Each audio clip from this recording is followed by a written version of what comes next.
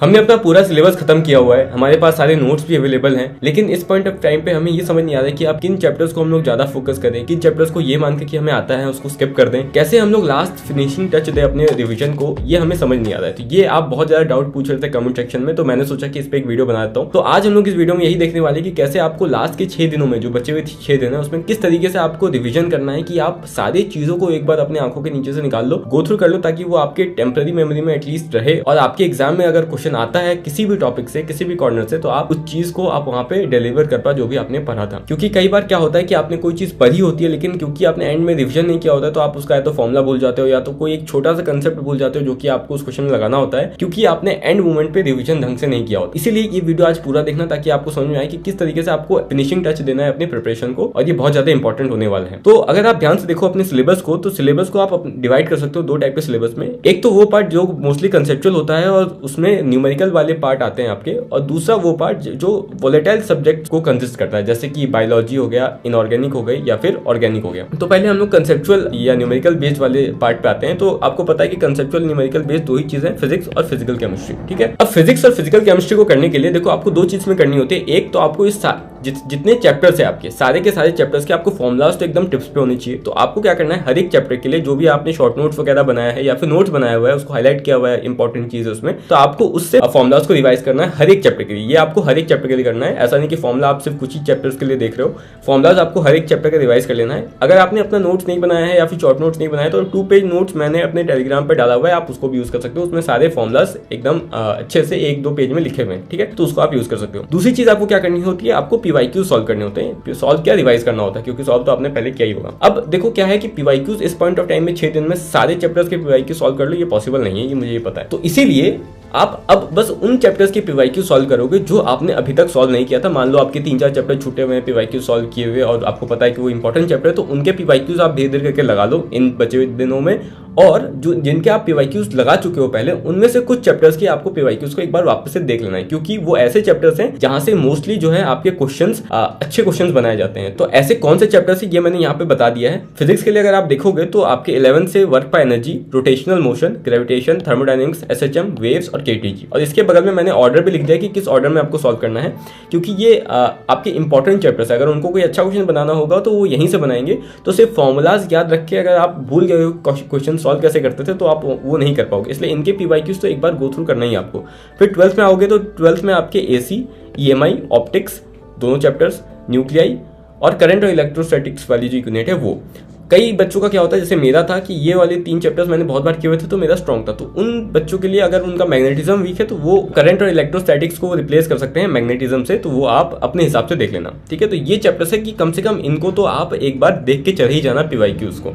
अब ये मत करना कि पीवाईक्यूज आप कंप्लीट सॉल्व कर रहे हो। मैंने वीडियो बनाया हुआ है कि कैसे टॉपर्स जो है आपके न्यूमेरिकल्स को सॉल्व करते हैं, ठीक है, बिना मतलब वो सारे न्यूमेरिकल्स को सॉल्व नहीं करती, ये मैंने वीडियो बताया हुआ है। तो उसको देख लेना कि कैसे आपको फास्टली सारे मतलब पीवाईक्यूज देख भी लेने हैं और सॉल्व भी सारे नहीं करने पड़ेंगे आपको, ठीक है। दूसरी चीज हो गई आपकी फिजिकल केमिस्ट्री। तो फिजिकल में आपके कौन कौन से चैप्टर्स आपको देख के जाने हैं पीवाईक्यू से, वो है इलेक्ट्रोकेमिस्ट्री, अच्छे क्वेश्चंस बनते हैं यहाँ से। सॉल्यूशन, केमिकल काइनेटिक्स आसान चैप्टर है, बहुतों को आसान लगता है तो वो छोड़ सकते हैं। जिनका अगर वीक है ये और कॉन्फिडेंस नहीं है तो वो इनको देख ले पक्का। थर्मोडायनेमिक्स देख लेना, इक्विलिब्रियम देख लेना और कोऑर्डिनेशन कंपाउंड देख लेना। हाँ मुझे पता है ये फिजिकल केमिस्ट्री का नहीं है, लेकिन मैं इसको फिजिकल में ही काउंट करता हूँ क्योंकि कंसेप्चुअल पार्ट में ये आता है। सिर्फ यही चैप्टर्स क्यों करने हैं ये तो मैंने आपको बता दिया, क्योंकि यहीं से अच्छे क्वेश्चन बनते हैं। तो अगर आप बाकी चैप्टर्स के बस फॉर्मुलाज देख के चले जाते हो तो आपका काम हो जाएगा, लेकिन इन चैप्टर्स में आपको फॉर्मुलाज के साथ साथ कैसे उन क्वेश्चंस को अप्रोच करना है ये पता होना चाहिए। तो अगर लास्ट मोमेंट पे आप एक बार पीवाईक्यू देख लेते हो फिर से, तो आपके दिमाग में वहां रहेगा कि कैसे आपको क्वेश्चन सॉल्व करना है, ठीक है। फॉर्मुलाज तो देखने ही है सारे चैप्टर्स के, और फिर इनको जल्दी जल्दी कैसे करना है इस पॉइंट ऑफ टाइम में उसके लिए मैंने आपको वीडियो बता दिया है, उसको रेफर कर लेना, आपको समझ में आ जाएगा। अब आते हैं हम लोग वॉलेटाइल चीजों में सबसे पहला पार्ट बायोलॉजी के लिए। एक और इंपॉर्टेंट चीज कि ये फिजिक्स और फिजिकल केमिस्ट्री के लिए जो टाइम आपको देना है वो 3 घंटे का देना है, इससे ज्यादा टाइम मत देना, 3 घंटे में जितना हो पाए उतना करना। अब बायोलॉजी पे आओगे तो बायोलॉजी में 4 घंटे का आपका टाइम, जैसा कि मैंने अपने टाइम टेबल वाली वीडियो में बताया था कि मैं अपने जो दिन का जो सबसे लो एनर्जेटिक टाइम होता है वो बायोलॉजी को देता था, क्योंकि उसमें आपको मोस्टली रिवाइज करना होता है, चीज़ों को याद करना होता है, कोई ज़्यादा दिमाग आपको उसमें नहीं लगाना होता है। तो 4 घंटे अपने दिन का जो भी आपका सबसे लेस एनर्जेटिक टाइम है उसको दे देना, क्योंकि बायोलॉजी मोस्टली का स्ट्रॉन्ग ही होता है। तो कैसे इसको बायोलॉजी रिवाइज करना है 5 दिन में, इसके ऊपर वीडियो बनी हुई है तो उसको देख लेना, मोस्टली आपको चीज़ समझ में आ जाएगी कि बायोलॉजी को कैसे करना है। अब 6 दिन में पूरी बायोलॉजी को 2-3 बार रिवाइज करना इतना आसान नहीं होता है जितना अगर आपने पहले से नहीं किया हुआ है, ठीक है। तो आप क्या करना कि अपने 20 इंपॉर्टेंट चैप्टर्स जो आपको लगते हैं कि आपके वीक है वैसे आइडेंटिफाई कर लेना, और 18 चैप्टर्स जो कि आपको लगता है कि मेरा स्ट्रॉन्ग है उसको अलग कर देना। जो 20 चैप्टर्स होंगे ना उसको एटलीस्ट 2 बार अभी से लेके रिवाइज कर लेना एग्जाम तक। ठीक है, कैसे करना है वो आप जानो, मैंने बताया हुआ है रिवीजन वाली वीडियो में कैसे आपको करना होता है। तो 20 चैप्टर्स को आपको किसी तरह 4 घंटे में हर दिन आपको देके 20 चैप्टर्स को 2 बार रिवाइज करके जाना है एग्जाम से पहले। और जो एग्जाम से एक दिन पहले वाला टाइम होगा उस दिन आपको ये 18 चैप्टर्स एक बार गो थ्रू कर लेना है, क्योंकि ये 18 चैप्टर आपके पहले से स्ट्रॉन्ग है।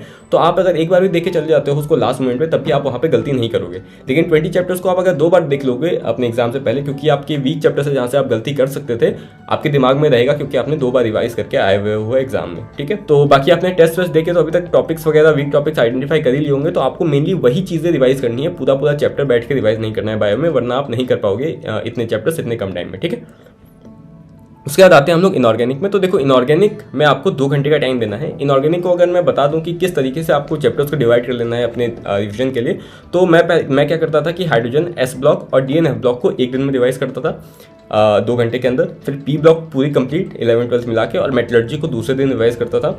और उसके बाद तीसरे दिन में मैं biomolecule, polymer, chemistry in everyday life और एनवायरमेंटल केमिस्ट्री को तीसरे दिन रिवाइज करता था। हाँ मुझे पता है ये ऑर्गेनिक के चैप्टर्स है, लेकिन क्योंकि ये फैक्चुअल टाइप है तो मैं इसको इनऑर्गेनिक में ही काउंट करता था। ठीक है, तो इस तरीके से 3 दिन का शेड्यूल रहता था मेरा, और हर 3 दिन पर मैं एक बार इनऑर्गेनिक जो मैंने इनके यहाँ चैप्टर्स इंक्लूड किए हैं उनको रिवाइज कर लेता था।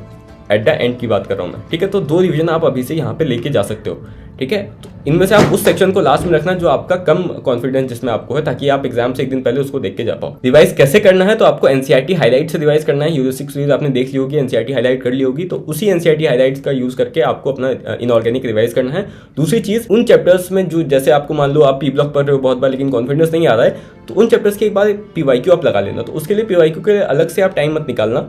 आप क्या करना है, जब आप खाना खाने बैठते हो, ब्रेकफास्ट करते हो, लंच डिनर जब भी करते हो, तो उसमें आपका 10-15 मिनट का वो टाइम रहता है जब आप खा रहे होते हो, तो उस समय आप फोन निकाल लेना अपना, उसमें पीवाईक्यू खोल लेना और पीवाईक्यू उस समय सॉल्व करना। तो वो टाइम भी आपका यूटिलाइज हो जाएगा पीवाईक्यू सॉल्व करने के लिए, और आपका जो भी चैप्टर जिसमें आपको कॉन्फिडेंस नहीं आ रहा था इनऑर्गेनिक वाले के लिए, उसमें आपका कॉन्फिडेंस भी आ जाएगा। क्योंकि इसमें न्यूमेरिकल तो होता नहीं है कि आपको अलग से यहाँ पे कॉपी पेन यूज करना होगा, ये आप डायरेक्टली अपने माइंड में कर सकते हो, तो ईजिली आपका ये हो भी जाएगा। ठीक है, सेम चीज आप बायो में भी अप्लाई कर सकते हो। अगर कोई चैप्टर में जैसे कॉन्फिडेंस नहीं आता है, जैसे जेनेटिक्स वगैरह हो गया, कॉन्फिडेंस नहीं आता है जल्दी, तो उन चैप्टर्स के लिए भी आप पीवाईक्यूज को इस तरीके से सॉल्व कर सकते हो जब आप खाना खा रहे हो या कोई चीज़ आप एक्टिविटी कर रहे हो जो कि पढ़ाई से रिलेटेड नहीं है। ठीक है, फिर ऑर्गेनिक पे आते हैं। तो ऑर्गेनिक को भी आपको 2 घंटे का टाइम देना है। इसमें रिएक्शन कॉपी आपने बनाया होगा, नहीं बनाया तो मैंने प्रोवाइड किया हुआ है, उसके थ्रू रिएक्शन जितने भी आपके ऑर्गेनिक के उसको रिवाइज करना है। और थियरी जो है एनसीईआरटी की उसको अलग से रिवाइज करना है, क्योंकि रिएक्शन कॉपी में तो आपकी थियरीज कवर नहीं होती है मोस्टली, जहाँ से एसोसिएशन रीजन बनेंगे आपके।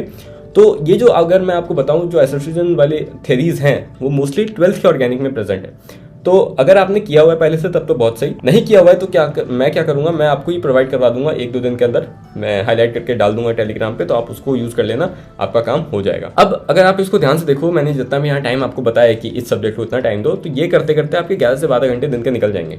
ठीक है, मैंने टाइम टेबल वाले वीडियो में बताया था कि आपको दिन के 14-15 घंटे अगर आप अभी से कर लेते हो तो काफी ड्रास्टिक इंप्रूवमेंट आपने अपने स्कोर में देख सकते हो आप एंड में। क्योंकि आप क्या करोगे कि एट द एंड मोस्टली सारी चीजें अपने दिमाग में रिवाइज करके जा पाओगे, क्योंकि आप बहुत ज़्यादा टाइम पढ़ रहे हो और इसलिए आपको एग्जाम में याद भी रहेगा। पूछोगे कि भैया टेस्ट कब दें, टेस्ट तो आप कहते रहते हो टेस्ट बहुत इंपॉर्टेंट, टेस्ट बहुत इंपॉर्टेंट। देखो अब टेस्ट देने का जो टाइम था वो मोस्टली अब खत्म हो चुका है, अब ज़्यादा टेस्ट देख के फायदा नहीं है, क्योंकि अब जो टाइम है 6 दिन वो मोस्टली रिवीजन के लिए होता है। तो अब अगर आप मान लो 500 से 580 के बीच स्कोर कर रहे हो तो रिवीजन ज़्यादा इंपॉर्टेंट है आपके लिए टेस्ट से। ठीक है, तो अब आप क्या करना, 2 टेस्ट अब से कभी भी डिसाइड कर लो अपना, 2 टेस्ट 2-2 दिन के गैप में, और 2 फुल सिलेबस टेस्ट दे देना। उसमें जो भी आपने एनालाइज किया, वीक टॉपिक एनालाइज किया, उसके ऊपर काम कर लेना।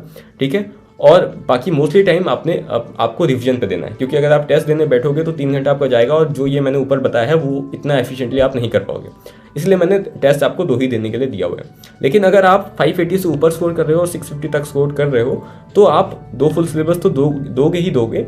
साथ ही साथ जैसे आपका बायो, केमिस्ट्री, फिजिक्स तीनों का टेस्ट होता है, तो उसमें से मान लो आपका फिजिक्स सेक्शन काफ़ी वीक है, आपको पता है कि हमेशा मैं इसी में फंस जाता हूँ या प्रेशर में आ जाता हूँ, तो सिर्फ उसी सेक्शन का आप टेस्ट हर दिन दोगे। मतलब एक तो आपने 2 दिन फुल सिलेबस पूरा का पूरा दिया, मतलब फिजिक्स, केमिस्ट्री, बायो तीनों सॉल्व किया ही किया। उसके बाद जो बचे हुए दिन है जिसमें आप पूरा फुल सिलेबस नहीं दोगे, बस एक सेक्शन का टेस्ट दोगे, जैसे कि पूरा फुल सिलेबस पेपर उठाया आपने, उसमें से बस फिजिक्स दे दिया या फिर सिर्फ केमिस्ट्री दे दिया, डिपेंडिंग ऑन कि आपका क्या चीज़ ज़्यादा वीक है या कहाँ पे आप ज़्यादा गलतियाँ करते हो, या आपको पता है कि हाँ मैं टाइम मैनेज नहीं कर पा रहा हूँ, उस सेक्शन का बस टेस्ट दे दोगे, ठीक है।